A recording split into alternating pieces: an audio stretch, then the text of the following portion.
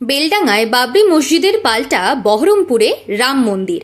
প্রশাসনের বুলডোজারে যাঁর ঘর গুড়িয়ে গিয়েছে, জম্মুর সেই আরফাজ আহমেদকে নতুন করে বাড়ি তৈরির জন্য যখন জমি দান করছেন জম্মুরই কুলদীপ শর্মা, তখন বাংলায় বিধানসভা ভোটের বাদ্যি বাজার মুখে প্রতিযোগিতামূলক সাম্প্রদায়িকতার এ এক অদ্ভুত রাজনীতি।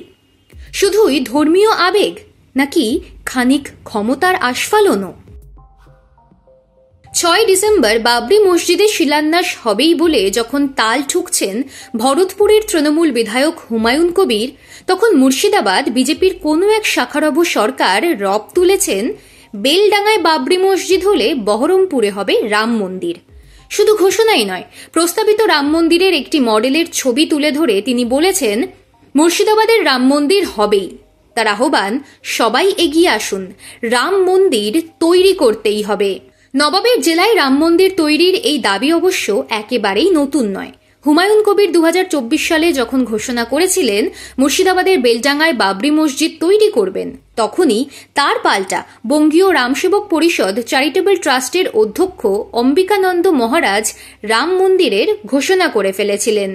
শুধু ঘোষণা নয়, ২২ জানুয়ারি সাগরদিঘিতে তিনি রাম মন্দিরের ভূমি পূজনও করে ফেলেন।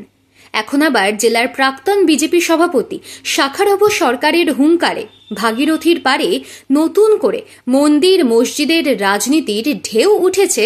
এই যা, গঙ্গার ভাঙনে তলিয়ে যাওয়ার সঙ্গে প্রতি মুহূর্তে লড়াইয়ের পাশাপাশি বিড়ির সুতো আর পরিযায়ী শ্রমিকের রুটিনে যে জেলার জীবন বাধা, সেখানে রুটি কাপড়া মকান আর শিক্ষা স্বাস্থ্য কর্মসংস্থান ছেড়ে ধর্মীয় মেরুকরণের পালে কুলোর বাতাস দিচ্ছেন রাজনীতির কুশীলবরা। সত্য সেলুকাস, কি বিচিত্র এই দেশ! আন্দ্রে দিমিত্রিভিচ শাখারভ ছিলেন একজন সাবেক সোভিয়েত পরমাণু বিজ্ঞানী।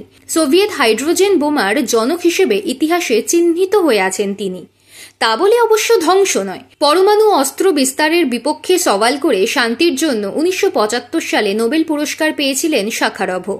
আজীবন মানবাধিকারের দাবিতে সোচ্চার এই বিজ্ঞানীর নামকে চিরভাস্বর করে রাখতে তাঁর জীবনকালেই ১৯৮৫ সালের ডিসেম্বরে বার্ষিক ভিত্তিতে শাখারভ পুরস্কার প্রবর্তনের কথা ঘোষণা করে ইউরোপিয়ান পার্লামেন্ট।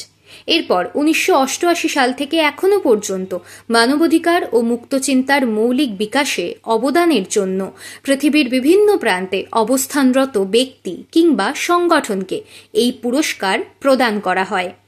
উল্টোদিকে কার্যত তার নেমসেক যখন মসজিদের পাল্টা মন্দিরের শিলান্যাসের লড়াইয়ে মানুষকে বুঁদ করে রাখতে ব্যস্ত হয়ে পড়েন, তখন প্রশ্নের মুখে যে দাঁড়িয়ে যায় তার নাম মানবতাই। ৬ ডিসেম্বর কি হবে মুর্শিদাবাদে? এই প্রশ্ন নিয়ে এখন তোলপাড় চলছে বাংলার রাজনীতি।